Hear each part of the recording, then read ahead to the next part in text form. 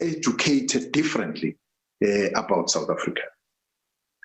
And it breeds cultural and linguistic differences amongst nations. Sport can be used to create awareness for international relationships through sport ambassadors.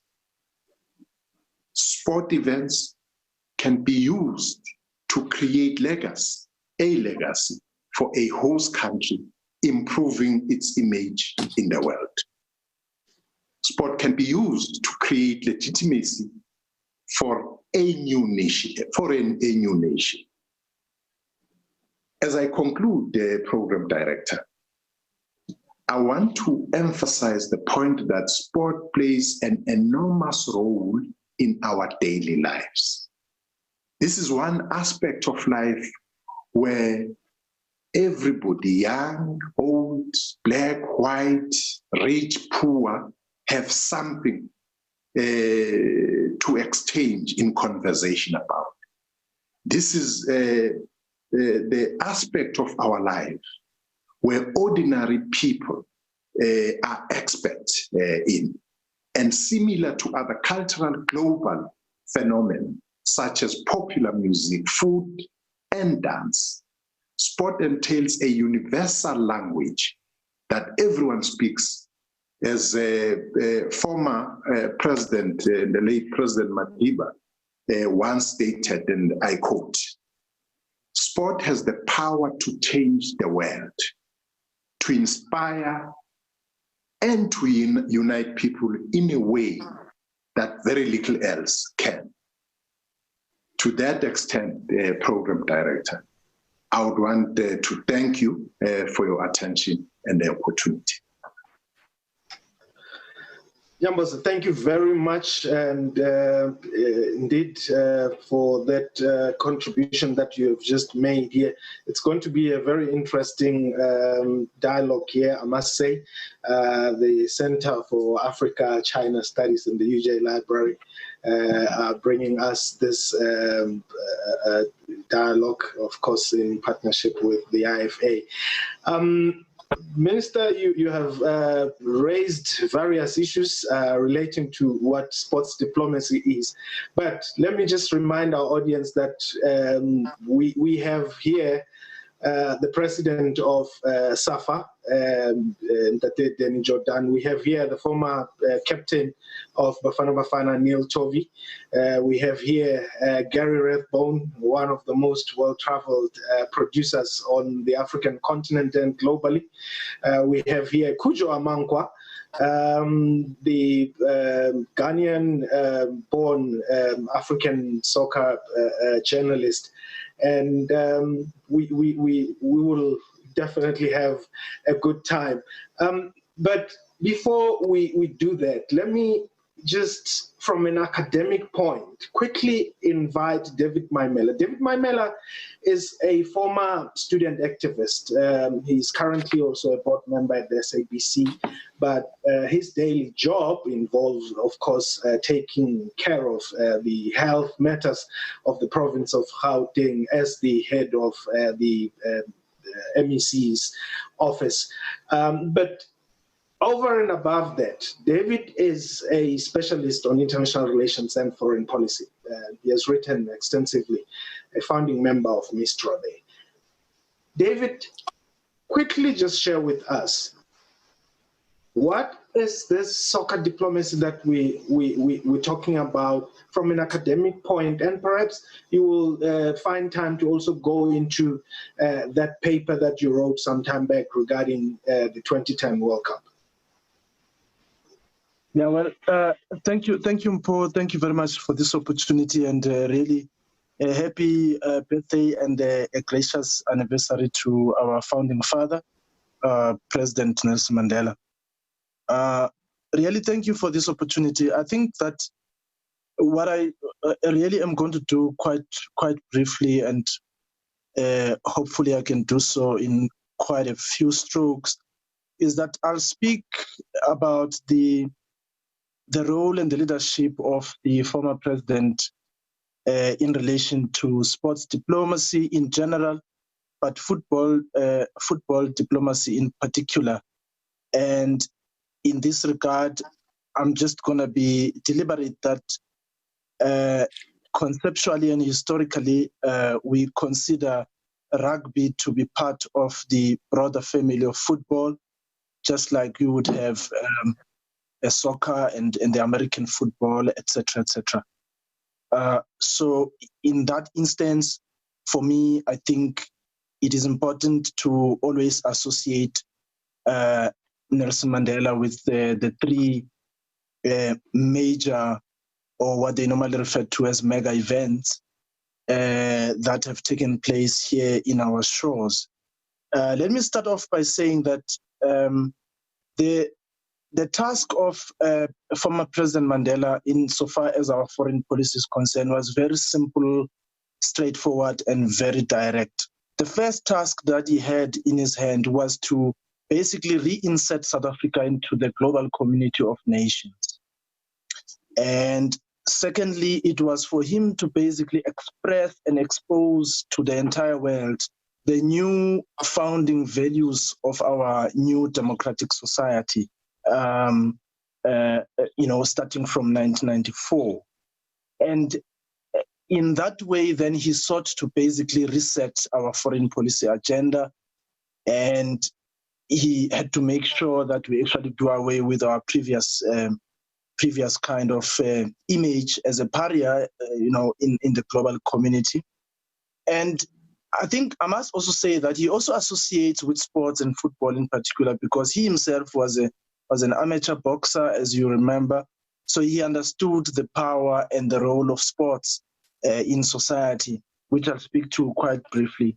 So I think that one of the things that will always be associated with Nelson Mandela are the three global stages that he actually walked through insofar as football is concerned. The first one really was in 1995, which was also a platform that was basically used to project our values as a country insofar as a reconciliation is concerned, insofar as human rights are concerned. I think that particular stage actually projected South Africa as this country that is coming out of a very deeply racialized society into a world where we pursue non-racialism. And as you can see today, insofar as that is concerned, football actually is more than any other sporting code, has got a more unifying force across the world. Even today, even though fans are not going to the stadiums, but people are still united behind football. But the challenge is no longer with the former president about defeating racism in sports and in society. The challenge is now with us. I think the former president did the best that he could as a leader, and as a leader who emerged out of concrete South African conditions to actually project those values that actually we are all part of a human race rather than belonging to various racial categories. And I think he succeeded in that regard. So if you look at what is happening in America today, and you look at what is happening in Europe, whether you look at Mario Balotelli's incidents around race, whether you look at Samuel Eto'o and many other players that have suffered at the hands of racism. But football, FIFA has got a very clear campaign globally to actually pursue a non-racialism. So that's one aspect. Then in 1996, really, at the AFCON, Madiba used that particular stage to basically reinsert South Africa into the African region, to simply project the message that South Africa is actually part of Africa, and that South Africa cannot succeed without being part of Africa. That if Africa fails, South Africa fails, and if South Africa succeeds, then the entire continent succeeds. And I think that he actually projected that very well by making sure that, firstly, South Africa becomes a country that is re-embraced by the rest of the continent. People could really come here and see South Africa as brother and sister. People could really see South Africa as as an investment destination, as a place to visit for tourist purposes, etc. Then in 2010, of course, as a statesman now, long after he had retired from politics officially, then in 2010, really, he also again used his stature as an international statesman, as a man of peace and as a man of international cooperation, as a man of reconciliation, to actually say to the entire world, it is now time for us to return back to Africa, where human civilization had actually begun. And this was the most fundamental symbolism about it. So I think that those particular three moments and those particular three stages were quite crucial and critical to project South Africa and Nelson Mandela as a person who stood for peace, a person who stood for human rights globally, and a person who stood for international cooperation and development. Well, again, the challenge is actually with us, whether have we used the 1995 Rugby World Cup, the 1996 AFCON, the 2010 World Cup to actually build on those moments and that momentum to actually attract more investment into the country, more tourism into the country, more international cooperation, more trade into the country, more even African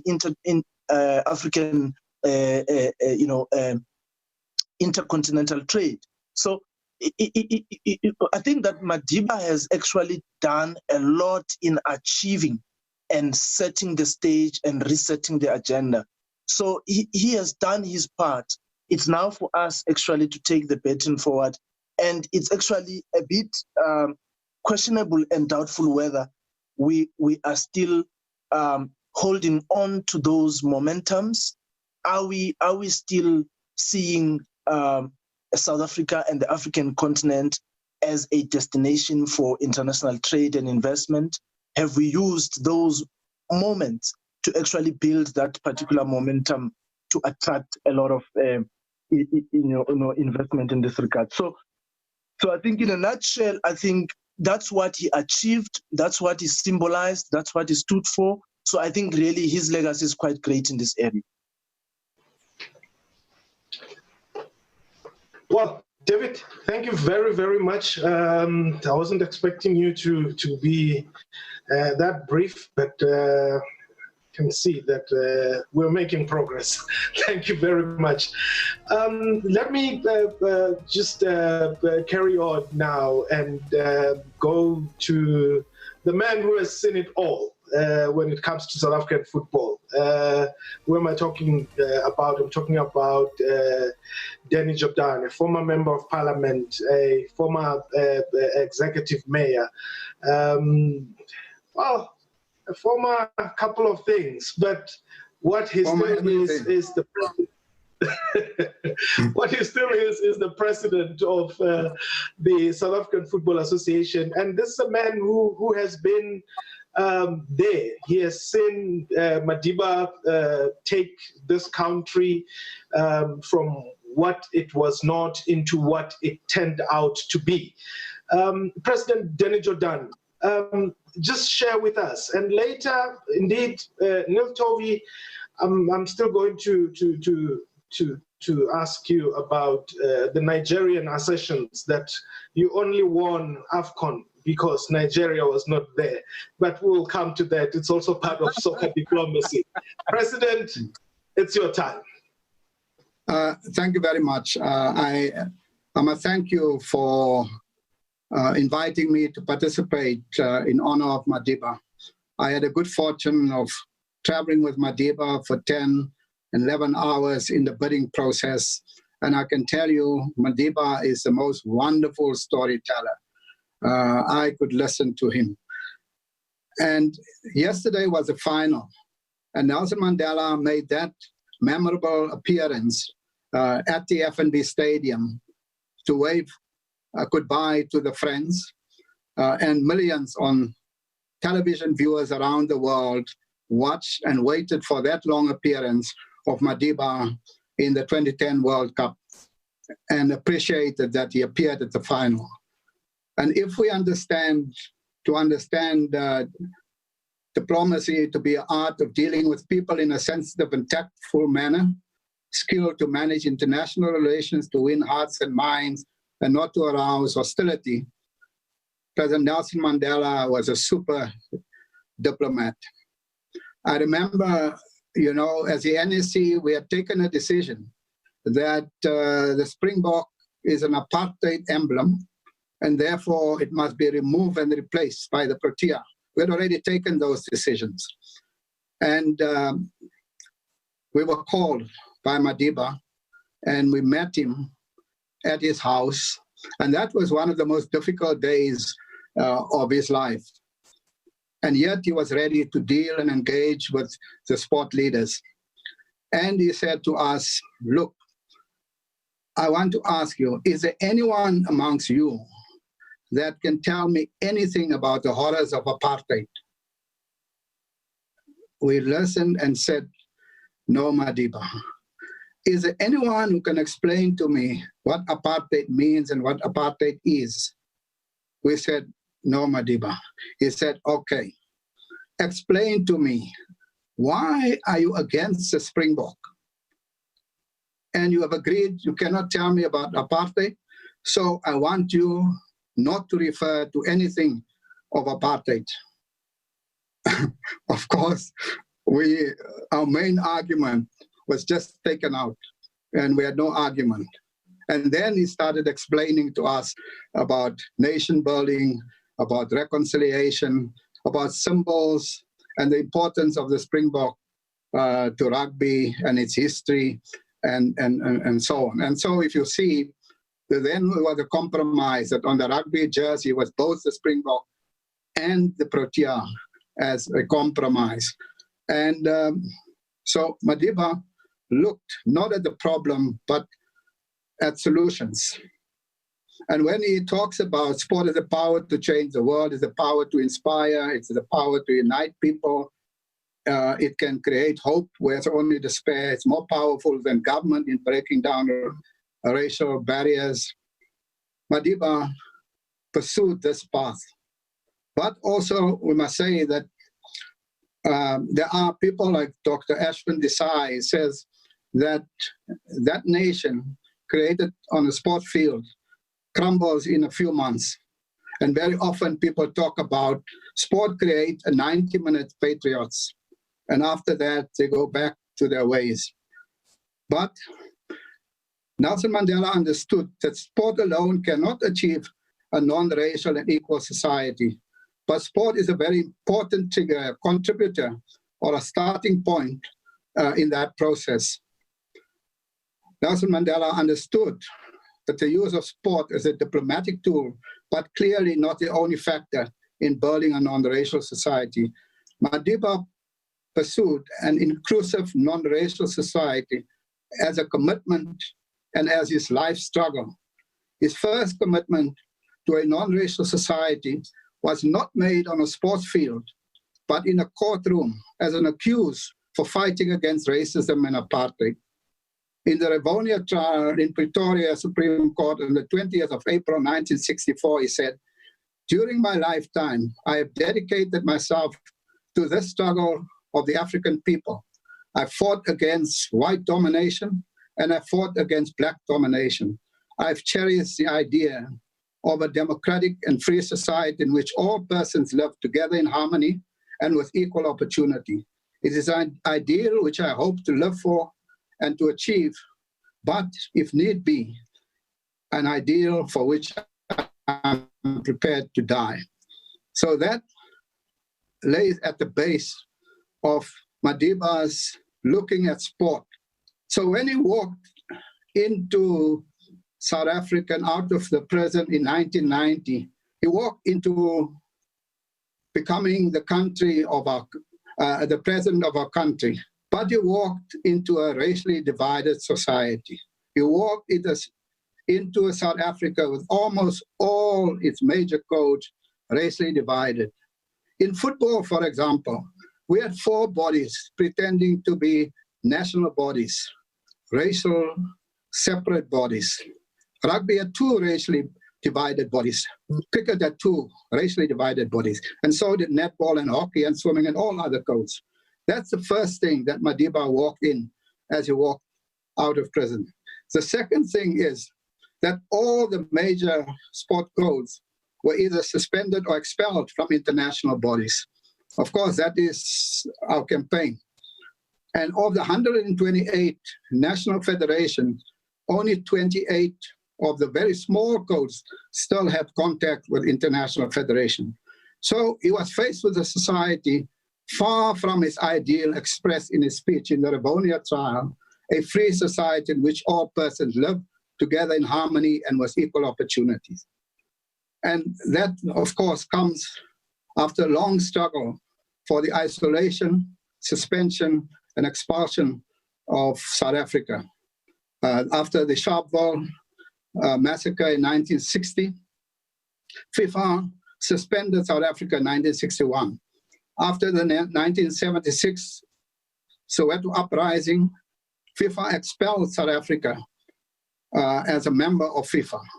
So by the time Madiba came out of prison, we have done our work to isolate apartheid sport from the international federations. And so the process of rebuilding the nation and reintegrating the nation as part of the international community started in the period from 1990 to 1994. And people like Samram Semi have made a major contribution in both sides of that process, in isolation and in the reintegration. The release of Nelson Mandela started the rebuilding process, and basically three tasks. One, to create single non-racial sporting bodies for all codes, to assist the codes to be accepted into international federations, even before the first democratic elections in '94, and then to focus on sport development. First example is in 1992. When FIFA expelled South Africa, they set two preconditions. One, apartheid must cease in terms of law and policy. And two, there must be a single non-racial football controlling body in South Africa. So while we had a single controlling body, South African Football Association, by 1991, apartheid was still on the books. And FIFA asked a simple question from Madiba. This process that you are engaging of negotiation, is it irreversible? Will it result in democratic elections? And Madiba said yes, and that was the end of the story. And so you will see South Africa was accepted as a member of FIFA in 1992. The first democratic elections came in 1994. There was a lot of talk of the so-called irreversibility test. Is this process irreversible? And Madiba has spent a lot of time to explain to us about this process and why it's irreversible, and that is a discussion for another day. But everybody accepted. If Madiba says so, that's the end. That guarantee they accept. This was also the case when South Africa was allowed in 1992 in the 22nd Summer Olympics in Barcelona. There, South Africa participated in an interim Olympic flag, not under the apartheid flag, and also on an anthem which was not the apartheid anthem. So here you have, in 1992, apartheid still on the books, but the flag is not flown at the Olympics in Barcelona. The anthem is not sung, and the president of the country is not invited. Nelson Mandela is attending the opening ceremony of the Olympics, and in front of him parades the new non-racial team of South Africa. So three things were eliminated in that process. One, the apartheid flag. Two, the apartheid anthem. And three, whites-only teams. So as Madiba stood there and the team parading past him, it was a diplomatic coup for South Africa.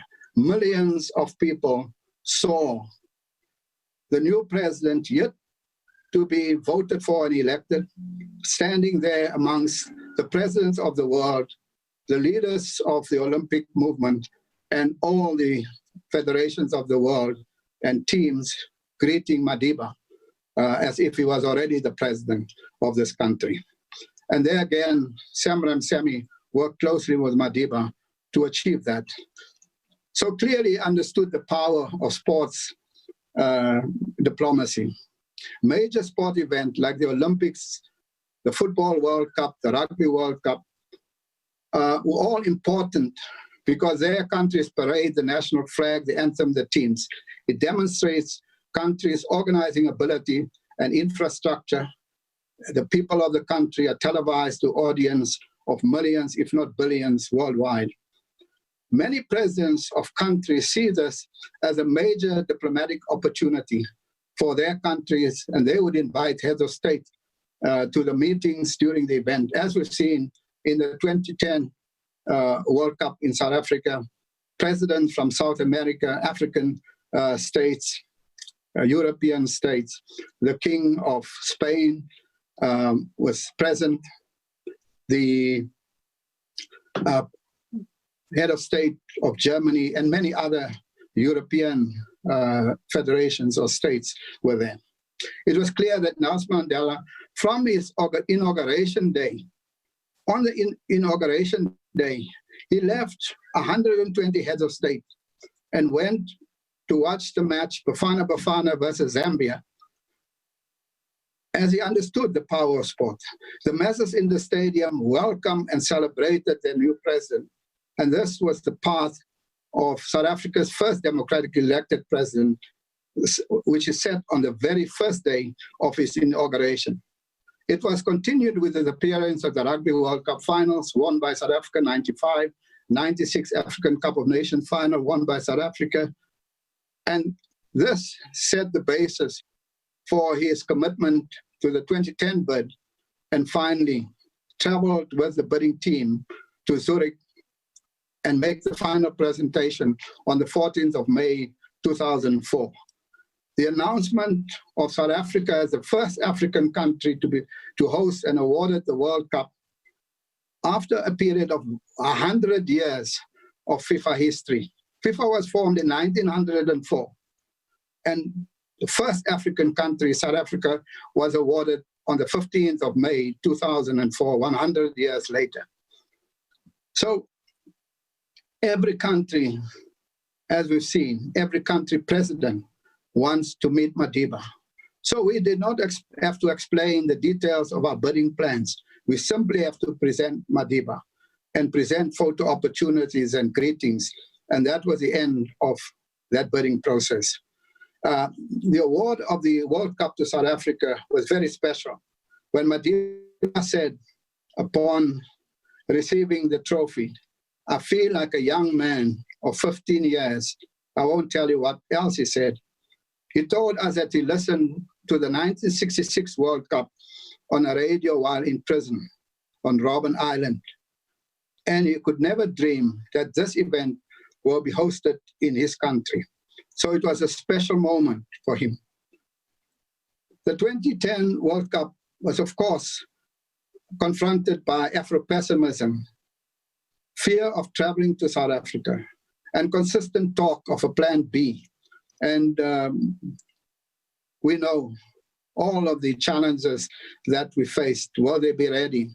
Can we trust them? Will it be safe? And lastly, will FIFA make the revenue that they expect from a World Cup? They made 2.8 billion from the World Cup in Germany. And strangely, Germany argued the same thing that we argued. Germany, you had East and West Germany. In 1990, when the wall came down, Germany argued that in order for Germany to create and build a new nation between East and West Germans to a single German nation, the World Cup would present that opportunity for nation building. I don't know whether they listened to Madiba and then use that as part of their bidding process. The impacts of sport ability to unify nations and to improve diplomatic relations has many positive examples. However, sport also has examples of creating tension and division.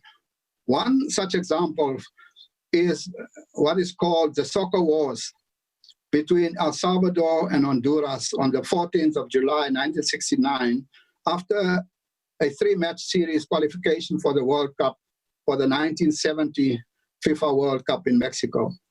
We must point out that the border dispute between these neighboring countries, high numbers of Salvadoran nationals going to work in Honduras, and many other conflicts between the two countries lay at the base. But it is a fact that the 3 matches ignited an already inflammable situation. Nationalistic fever sparked violence, and the president of El Salvador called the Argentinian coach Bundio to tell him he must defend the national colors. This match is about national dignity. It's not about 3 points or qualification. And so at the end of the final, the bombers arrive to bomb El Salvador and retaliation in bombing Honduras in what was called the 100-hour war. Of course, a lot of the tension was generated through this match. There's also the Biafra War. In the headlines, newspaper asked the question, did Pele stop the bloodiest civil war in Nigeria's history for 48 hours? Because Pele and Santos went to play in Nigeria, and Pele says that they were given the undertaking that there will be no fighting if they come and play in Nigeria. And although the diplomats and emissaries had tried in vain for 2 years to stop the fighting in what was then Africa's bloodiest civil war, the arrival in Nigeria of the Brazilian legend Pele brought a 3-day ceasefire to allow fans on both sides to attend the match. So for 72 hours, football was more important than the war. The Time magazine reported so in 2005. This story, however, according to the researcher Ayagbayo, says it's a myth. But Pele says that Santos managers told them that the civil war would be stopped and there would be no attacks during their visit, and indeed, there were no attacks. Football was also used in the FIFA World Cup in 1978 in Argentina, and this happened under the process, what was called by the dictators in Argentina then, the process of national reorganization of the nation, and it is essentially to murder and torture those who were called left-wing dissidents under General George Videla. But the World Cup was used as an opportunity to legitimize this dictatorial regime. Videla handed over the World Cup winners to Argentina captain Passarella, and of course, the fans celebrated, and for a moment they had forgotten the oppression and murder of a dictatorial government.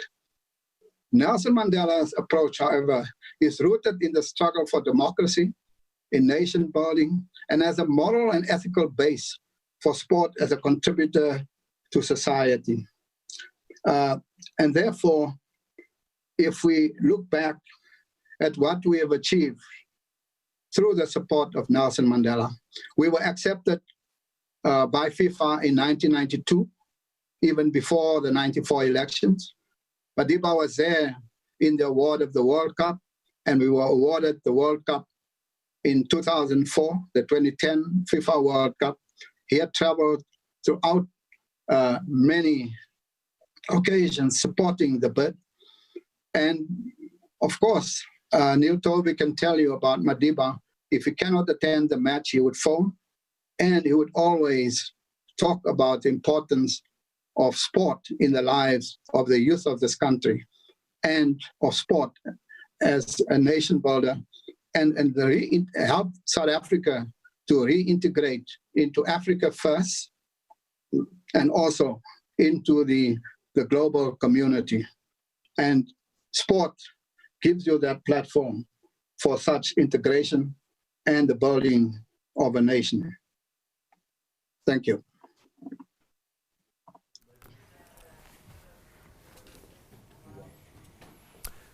All right, and that's where we're going to come out of that conversation, and that talking about Nelson Mandela's contribution to, I suppose, peace, reconciliation, and using sports, soccer, as a diplomatic tool. And of course, we have those iconic images over time, him at the AFCON, as well as the Rugby World Cup, the first one. Back in 93, I think it was, where we won the World Cup, and he wore that number 6 shirt, and it was such a great thing to see. And so throughout time, always talked about the power of sport and its ability. And Minister Natim Tuetwa also speaking a little bit earlier on. He, of course, is the Minister of Sports, and he was saying pretty much the same, and we've just heard there from Danny Jordan. All right, so we're going to have more for you right here on SA Today. Stay with us.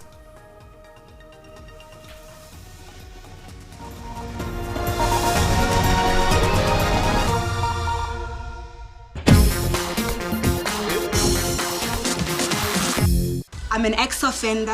I served a 10-year sentence. Prison, it required 16, 17 hours. Like Mamela radio every day. And Ukozi FM gave me hope during my hopelessness days.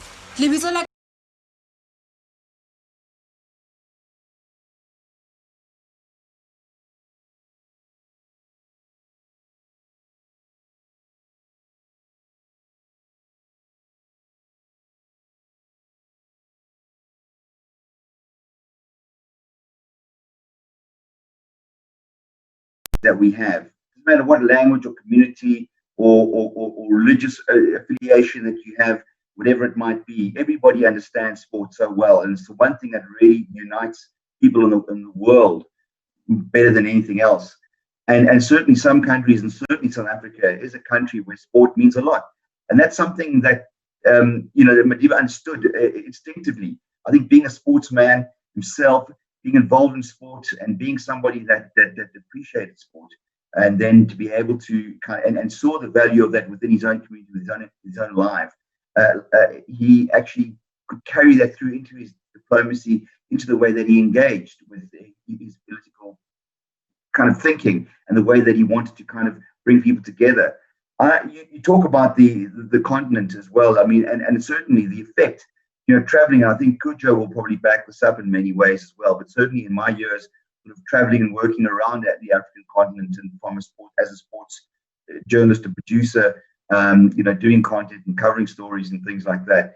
As a South African anywhere, the first thing that people would do, was two things that people would come to you with, right?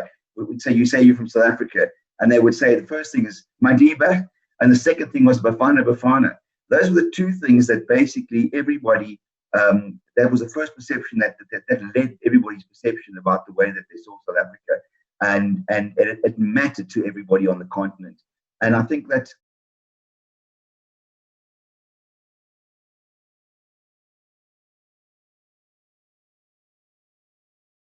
in Rwanda after the civil war there, and a focus that he had on actually using football, and he saw football in particular.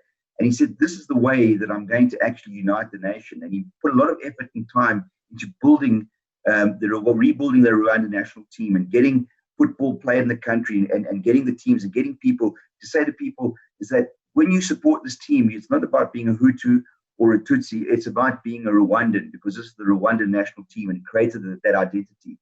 And I think a lot of that he kind of understood. He gleaned a lot of that from Madiba's approach to what he did here in South Africa, to get people on side, come together around the identity. Because in many ways, this is what apartheid was, created a society that it was not a nation. It was never a nation, basically, until we were freed from that level of apartheid. And we had to rebuild the nation from there, build the nation from there. And the one thing that he understood is that the one thing that everybody across all these divides had in common was a love of sport, and an understanding and appreciation of it. And he realized that this was the place to start. So I think, from the way that what he meant to people in South Africa in terms of what he did that, and we saw what he did. I mean, Neil's here, and he understands being on the field, receiving that cup in '96, and being that iconic moment. It kind of replicated what had happened the year before in rugby again. And again, Mandela saw these things. He understood the value of these things. President Jordan talks about the way he decided that he had to save the Springbok and keep the Springbok as emblem, because he appreciated the value and what it meant to the country at large. He saw the bigger picture, and he realized the role that sport had to play in that bigger picture. And I think that's remarkable. And I think that is something that's a legacy that he's left that we can't forget. One of the things I wanted to mention before, you talked about me being a sort of non-conformist. I think the word was I was a conscious objector, so that was my position, at Witsbay in those days, and being engaged in the process of refusing to be a part of the apartheid army. And I think about it in my own life, and to me, football was the thing that really created my political awareness. Kind of started there. Was going to high school in Eshowe in Natal at the time where I was at school, and arriving in high school and being told that no, you couldn't play football, you had to play rugby, and I couldn't understand this, and they said no, well, because that's just the way it is, basically.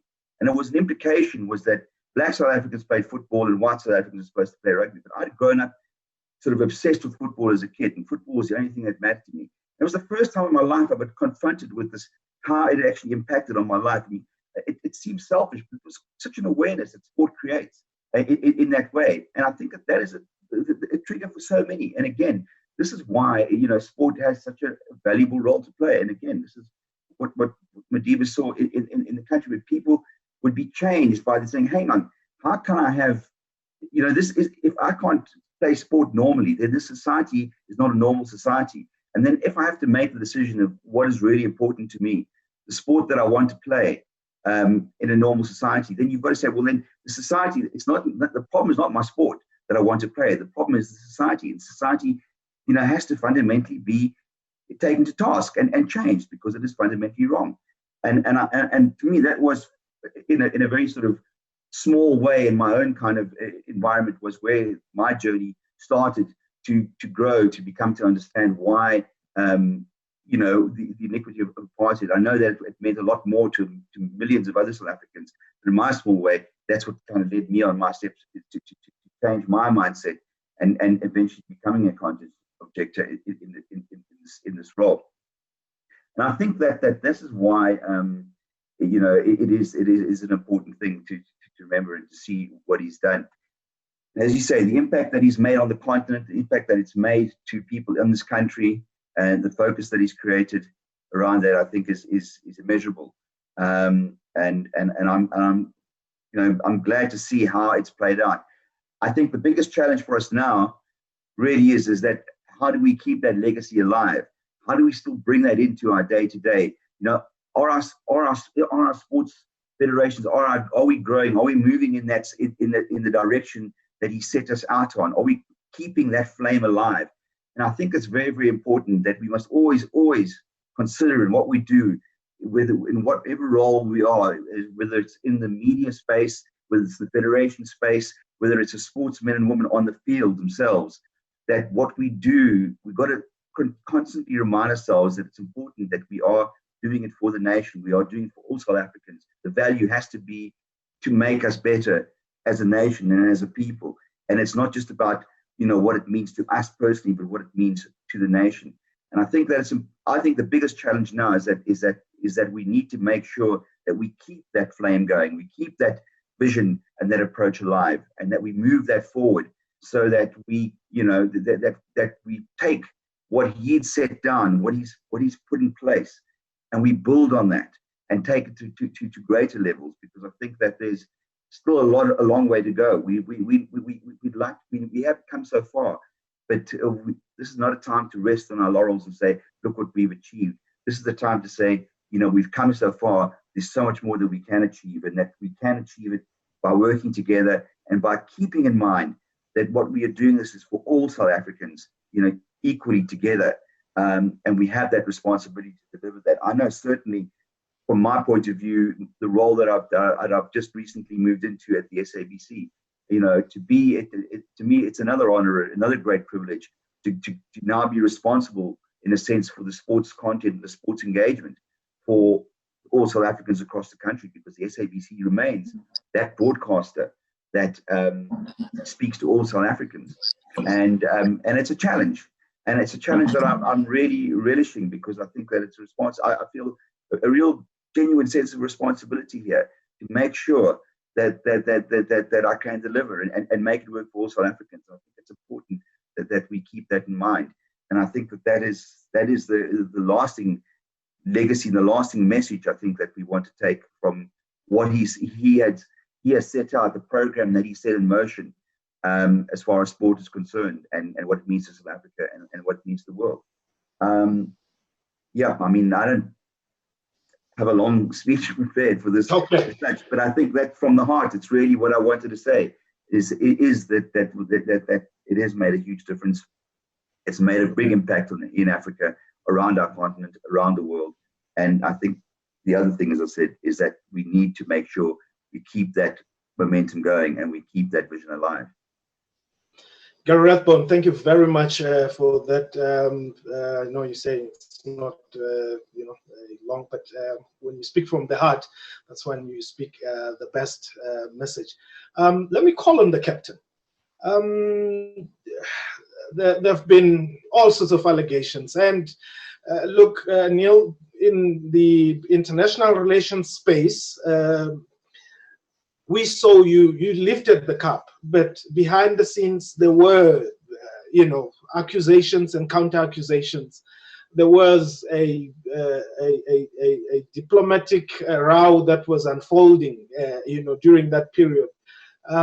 We do not know how much of that affected you guys on the field of play, but we still congratulate you. You captained that team that brought, or rather that made sure that South Africa was the reigning champions of the continent. So please just share with us your Madiba moments and how Madiba influenced the world and the continent, and how you felt, of course, as players around him. Neil.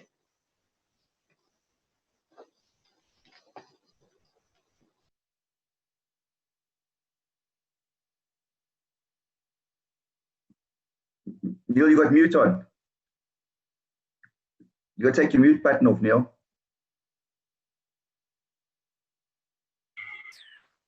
Is that better? Much better. Can you hear? Okay. Didn't know I was on mute. I hadn't touched it.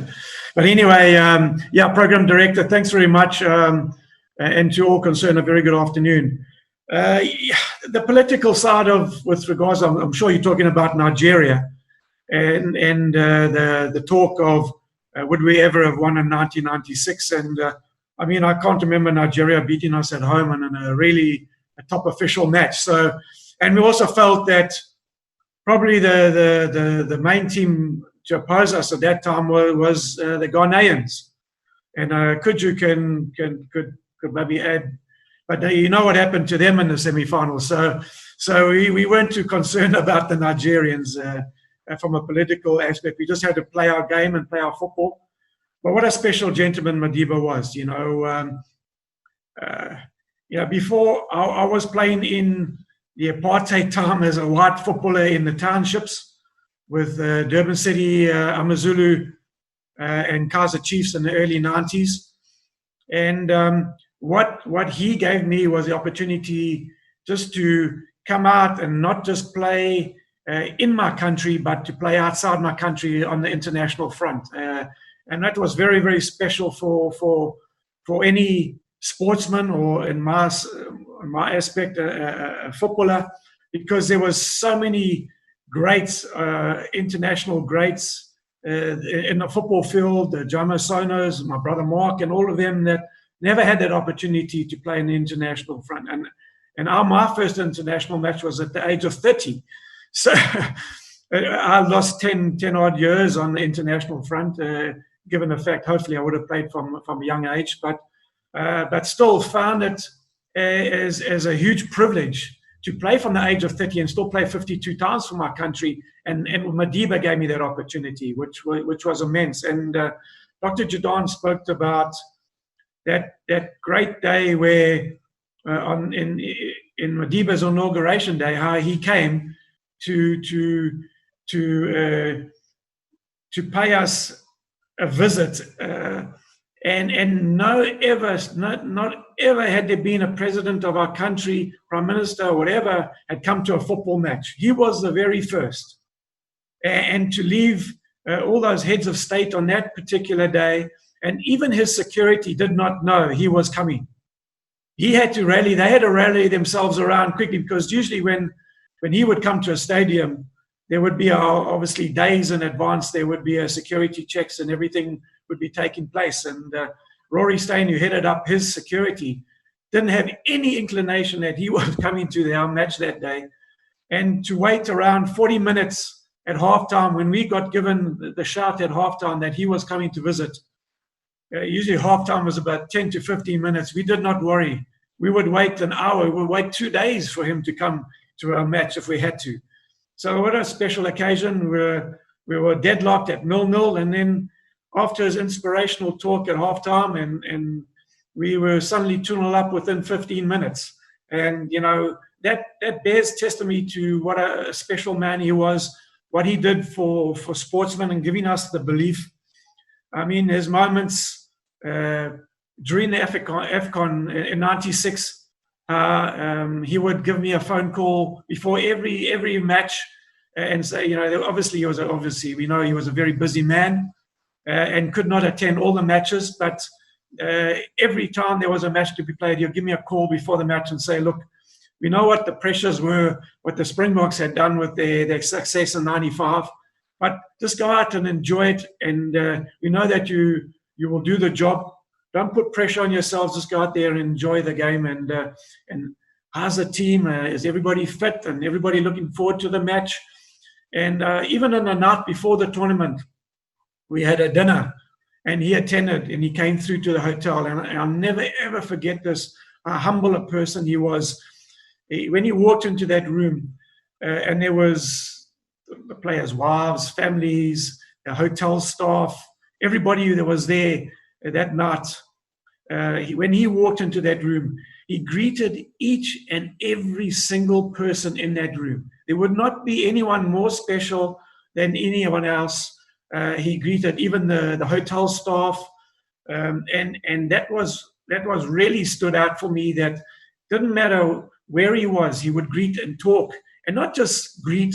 He would have a conversation with you and ask you about you and your family, and in my case, and have a large discussion. And so, you know, what a wonderful man. And the tournament, we just knew that how could we not be successful then for that man that had given us an opportunity to play internationally?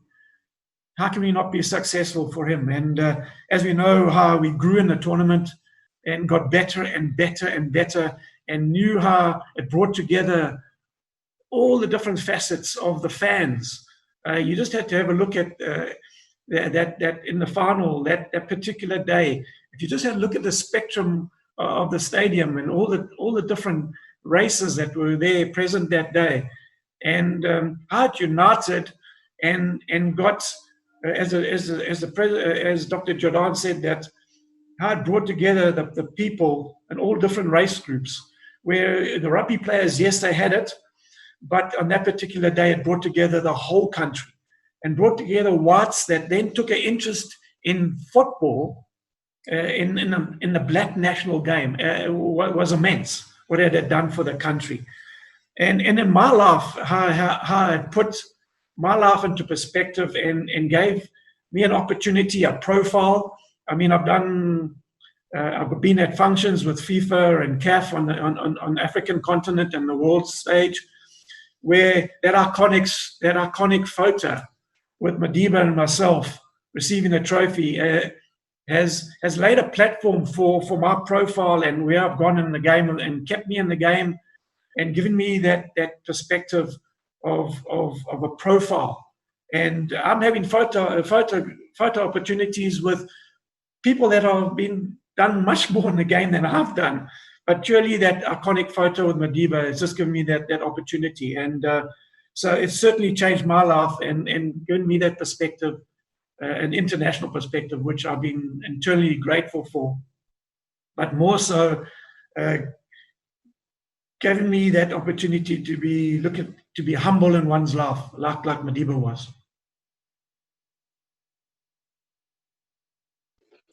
Well, Captain, thank you very much. Let me, without wasting time, go to the western part of the continent. He's a very patriotic fellow, I must say. He loves his Ghana national team, but we know that he's also a very objective journalist.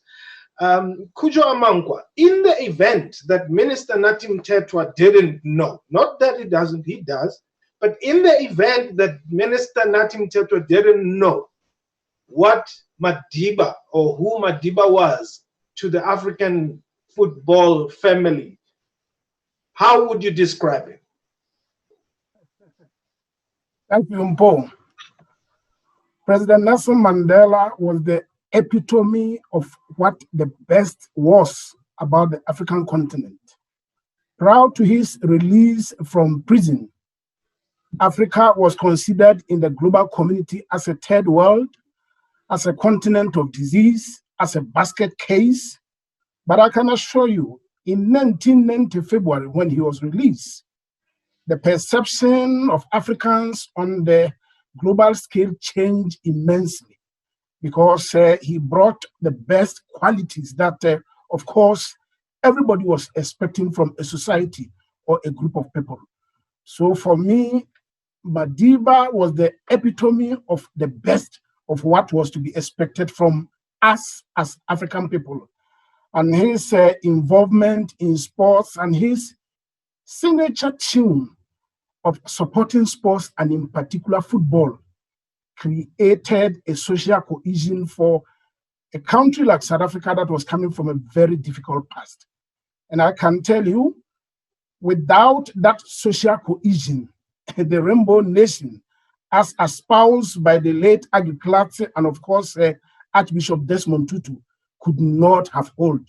So it's very, very significant to point out the impact and of course the significance of Nelson Mandela to both South Africa as a country and to the rest of the continent.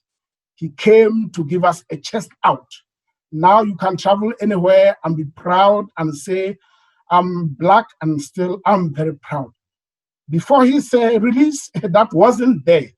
Africans were undermined and ridiculed. Africans had no sense of esteem, and he was able to sort of bring us that. But Neil talked about 1996 African Cup of Nations. I had just come into South Africa late 95, and the Nations Cup was in early January, February in 1996. And guess what? You know, I was very confident that Ghana was going to beat South Africa. And I never thought in any way that South Africa could beat Ghana, to the point where I sort of made everybody in the newsroom in Soweto, including Agriculture himself, very, very anxious. And they penned two stories of President Nelson Mandela and the late Osagyefo Dr. Kwame Nkrumah, and what they both represented for the African continent, and what they both have achieved for the African continent, and of course in diaspora. And guess what? On that very fateful Wednesday, I sat with one Rich Mkondo on the same seat. By that time, he was working for Reuters, and I was working for Sowetan. And guess what? I never gave him peace, because I was actually playing the ball and kicking the tables as we were sitting. And in the end, South Africa emerged victorious 3-0 against Ghana. Of course, Abedi Pele didn't play, and that was a huge setback against Ghana. And the following day, I didn't even want to go to work.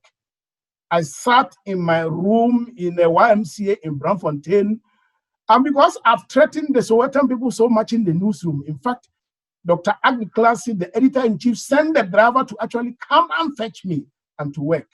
And when I got to work, there were a lot of posters around the entire commando building, the establishment of Sowetan, saying, no, sorry, Kuju, you are welcome. And of course, then and then, I was forced to write an admission story piece. And in that piece, I don't know what came upon me. I consider that given the fact and the manner in which South Africa comprehensively beat Ghana 3-0, which have never happened, I root for South Africa to win the African Cup of Nations. And true to what I said, South Africa marched on and beat Tunisia 2-0 and lifted the cup. And South Africa joined the elite group of only 2 countries that have done well since their independence at the very well goal. And guess those 2 countries? It was Egypt, who won in 1957 and 1959. And of course, Ghana, that won in 1963 and 1965. And of course, South Africa, that won on its very first attempt in 1996. They joined the only 3 prestigious 3 nations on the continent that got their independence and right from the word go made an impact in as far as football is concerned. It took Nigeria almost 20 years to win the African Cup of Nations. They got independence in the 60s. They won their very first African Cup of Nations in 1980. So is many other African countries. Ivory Coast, they won their first African Cup of Nations title in 1992 after independence in the 60s. So to be very honest with you, football played a legitimate role. And I am of the belief that South Africa did very well because of the Madiba magic. Nobody gets closer to Madiba and remains the same. And Madiba's involvement and encouragement to the Bafana squad inspired them against all odds, because by that time, Ghana was very strong. Ghana had Abedi Pele, they had Tony Yeboah. And if anybody was watching football, Tony Yeboah was one of the prolific strikers. In fact, it was Tony Yeboah who moved from Leeds United and ensured that Phil Masinga was loaned from Leeds United into Udinese in Italy.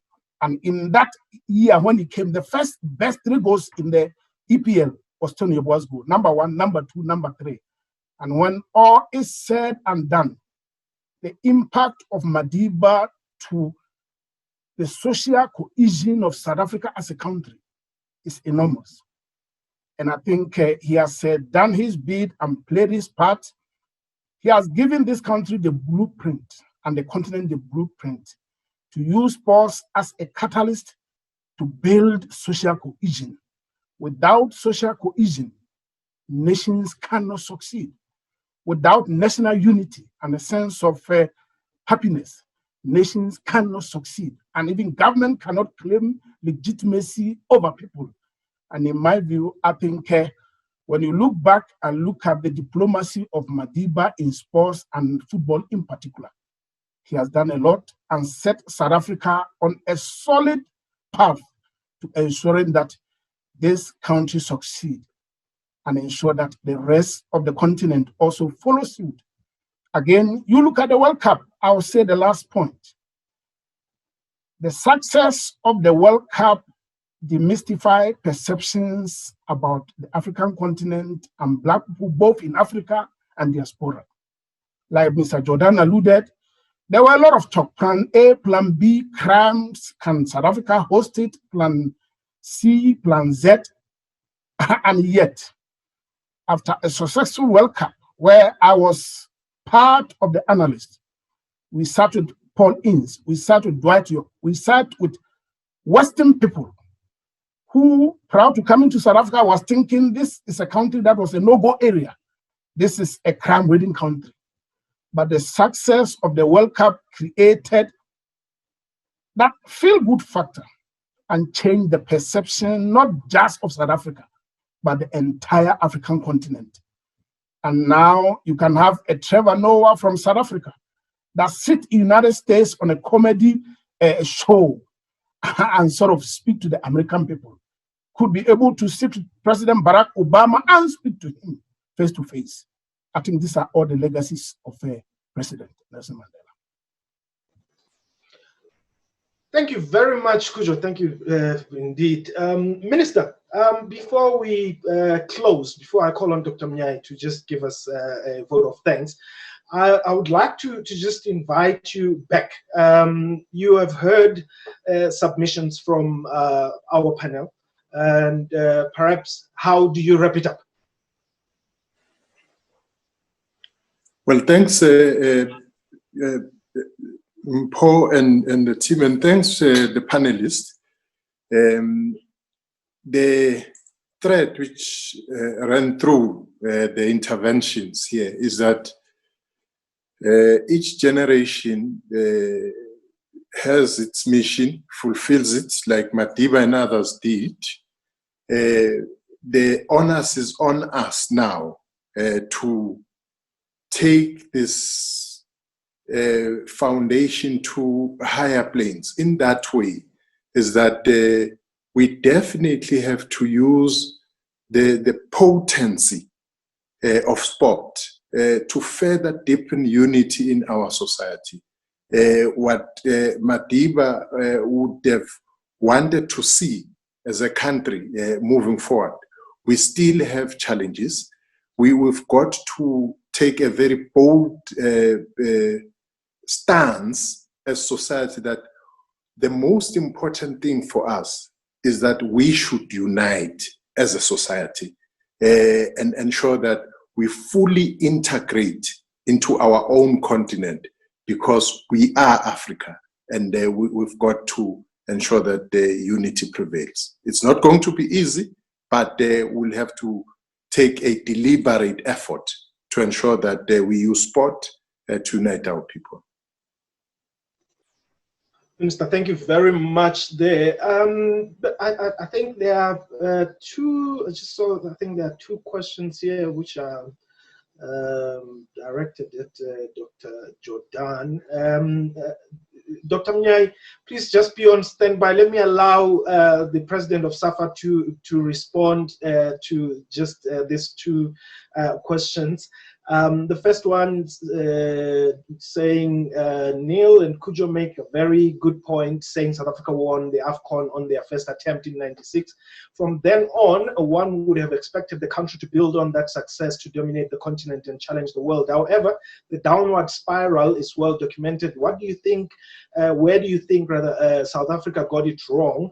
Then the second one, Mr. Jordan, the PSL has sent a letter to SAFA informing the mother body of its training and playing venues. They recommend the league resume on July 18 in Gauteng, a COVID-19 hotspot. Your reaction to this, please. Dr. Jordan, let me just give you an opportunity to respond to that before I call on Dr. Mnyai to wrap it up for us.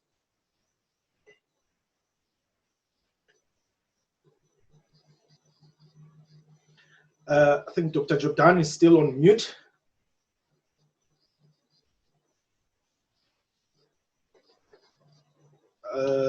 Dr. Am I there? Ah, there you are. You're right now. Sure. The return to play is a document that we have submitted, and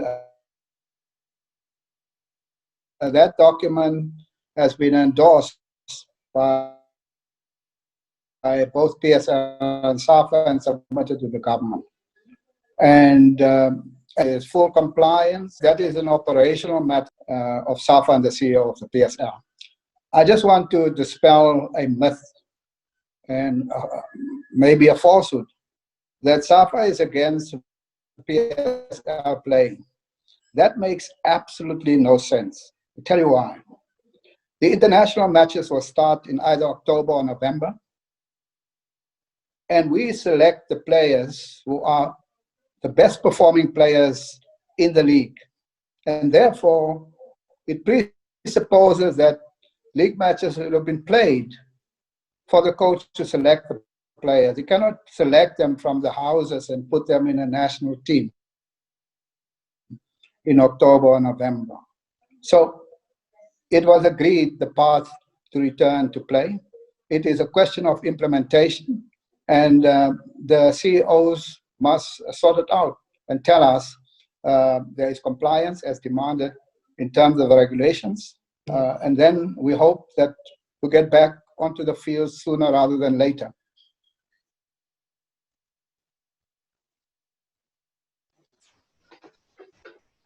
Okay, Dr. Jordan, where did South Africa get it wrong, the downward spiral?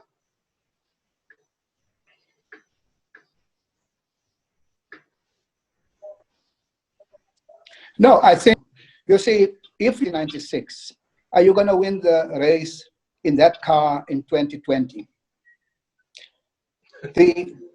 No, you are not. Italy came to South Africa in 2010 as world champions. They went out first round. Germany went to 2018 World Cup, being the 2014 world champions. They went out first round.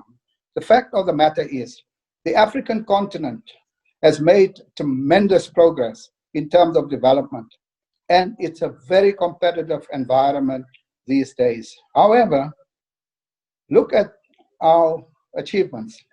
Under 17 women went to the World Cup. Under 17 men went to the World Cup. Under 20 men to 2 consecutive World Cup. Under 23 to 2 consecutive Olympics. We went to the quarterfinal of the AFCON now in Egypt. Our women team has went to the first World Cup in their history in 2019. We have a National Women's League, 20 women players playing in Europe, amongst the best league in the world, 65 young players in Europe. We have more trained coaches now than ever in our history. And it's all thanks to Neil Toby. He got all of our national teams to qualify for tournaments, and the next generation of Bafana players is on their way. Watch them in the Olympics in Tokyo, whenever it's going to happen. And then it's up to the coach to put the team together. But I think that to talk about the downward spiral is just not true. We started in 2013, number 85 on the FIFA calendar. We went up to 60, 62. So that is not down, it's up in my book. And women football, of course, are among the best on the continent. They're in the top 3 on the continent. Under 20 team is in the top 2 of the continent. Olympic team is in the top 3 of the tournament. And so we can go on. Under 17 team, women in the top 2. As far as COSAFA is concerned, all of our teams have been COSAFA champions, women teams 6 consecutive times, under 22 consecutive times. And so I don't know if that is down. Okay, thanks very much, President. Up. But Neil Toby, he's a technical director. He has overseen this progress of. Okay, no, I think it must be covered. And the expansion of football, so he can talk to you. Okay, we have ran out of time. I want to call on Dr. Munyai to just give us a vote of thanks. Dr. Munyai is the director of the Center for Africa-China Studies, with whom we're in partnership as the Institute of Foreign Affairs, and of course our host, the University of Johannesburg Library. Dr. Munyai. Thank you very much. Let me take this opportunity to thank the Honorable Minister, the President, Jordan, and all panelists for this great opportunity to really indeed go back in history to talk about the role of sport diplomacy in uniting our people in South Africa, across the African continent, and indeed in the world. The Honorable Minister touched upon the role that sport, cricket in particular, played a critical role in bringing a brief peace between India and Pakistan. And indeed, the role played by President Mandela was critical in South Africa in uniting the nation and bringing the continent to the world stage. So I think with these messages from all panelists, it is indeed a great pleasure for us at University of Johannesburg Center for Africa-China, in partnership with our library, to take this opportunity to thank our partner, IFA, as well as all other role players, our colleagues who behind the scene, who played a critical role bringing this event together. And until we host another event, I would like to thank you all and have a great weekend. Thank you. All right. Thank you very much, everybody. We can leave. Thank you. Thank you. Thank you. Daniel and Kojo. Thanks for having us. Thank you very and much, thanks everybody. Very everyone. nice to be on the Thank you. panel, and thanks for inviting us again. Good to speak Thank to you you again. very much. Thank you very Thank much. you. Thank you. Yes, we will see you soon. Thanks, sir. Okay.